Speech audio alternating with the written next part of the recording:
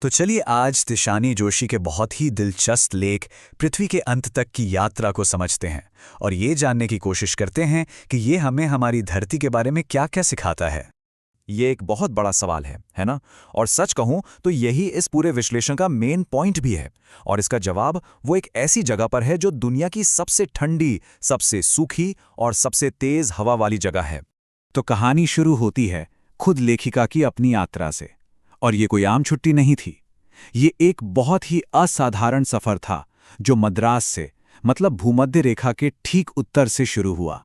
ये है वो जहाज एकेडेमिक शुकाल्स्की। ये एक रूसी रिसर्च वेसल है जिसे खास तौर पर ऐसे ध्रुवीय अभियानों के लिए ही बनाया गया है। और इसी ने उन्हें दुनिया के एक कोने तक पहुंचाया। 100 घंटे से भी ज्यादा का सफर, जरा सोचिए, कार से, फिर हवाई जहाज से और फिर जहाज से।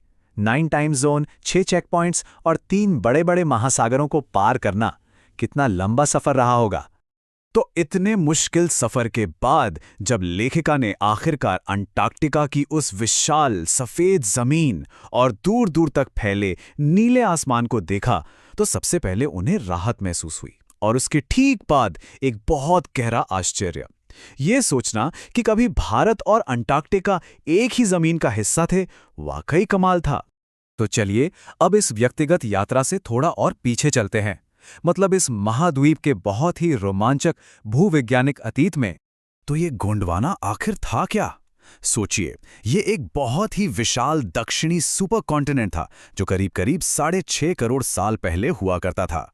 उस वक्त की दुनिया आज से बिल्कुल अलग थी। मौसम बहुत गर्म था, कोई इंसान नहीं था और हाँ, डायनासोर्स धरती पर घूमते थे। जरा इस टाइमलाइन पर एक नजर डालिए।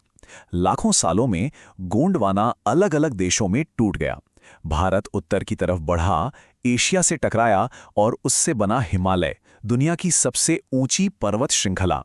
और अंटार्कटिका, वो दुनिया के बिल्कुल नीचे अकेला और बर्फीला हो गया। तो अब उस गहरे अतीत से निकलकर हम एक बड़ा जंप लेते हैं। उस समय में आते हैं जब इंसानों ने धरती पर अपनी छाप छोड़नी शुरू की। इस स्लाइड में जो बात है ना, वो सच में दिमाग घुमा देती है। मतलब धरती के अरबों साल के इतिहास के सामने हमारी जो 12,000 साल की सभ्यता है, वो जियोलॉजिकल क्लॉक पर बस कुछ सेकंड्स के बराबर है ना? ये हैरान करने वाली बात। और इतने से वक्त में हमने प्रकृति पर अपना दबदबा बना लिया है। गांव बसाए, कस्बे बसाए, शहर बनाए और जीवाश्म ईंधन को जलाकर दुनिया के चारों ओर कार्बन डाइऑक्साइड की एक मोटी परत बना दी है। और यही परत खतरनाक तरीके से ग्लोबल तापमान बढ़ा ही है। तो सवाल ये उठता है कि क्लाइमेट चेंज के असर को समझने के लिए अंटार्कटिका ही सबसे सही जगह क्यों है? ऐसा इसलिए है क्योंकि यहाँ कभी भी कोई स्थायी मानव आबादी नहीं रही। मतलब ये आज भी काफी हद तक वैसा ही है जैसा पहले था। और सबसे जरूरी बात, इसकी बर्फ में लाखों साल पुराने कार्बन रिकॉर्ड दबे हुए हैं। तो ठीक है, समस्या की बात तो हो गई। अब जरा एक उम्मीद की किरण की तरफ बढ़ते हैं जो सीधे तौर पर शिक्षा और अनुभव पर केंद्रित है। ये है स्टूडेंट्स ऑन आइस प्रोग्राम। इसे कैनेडियन ध्रुवीय खोजकर्ता जॉफ ग्रीन चलाते हैं और इसका मिशन बहुत साफ है: युवा छात्रों को दुनिया के आखिरी छोर तक ले जाना और उन्हें हमारे ग्रह के भविष्य के लिए प्रेरित करना। और जानते हैं ये प्रोग्राम इतना सफल क्यों है?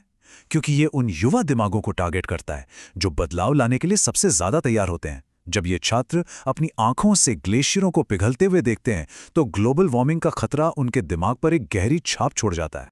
अब चलिए बड़े बड़े ग्लेशियरों से हटकर एक बहुत ही छोटी, मतलब सूक्ष्म स्तर की चीज पर आते हैं जहां प्रकृति का एक बहुत गहरा सबक छिपा है। ये हैं फाइटोप्लैंक्टन।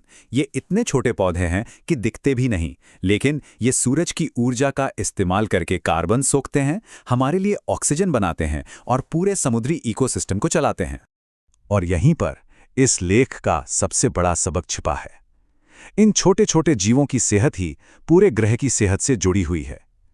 अगर ओजोन परत को और नुकसान पहुंचता है तो इन फाइटोप्लैंक्टन्स पर असर पड़ेगा, जिसका सीधा असर पूरे ग्लोबल कार्बन साइकिल पर होगा जो हमारे ग्रह के मौसम को कंट्रोल करता है।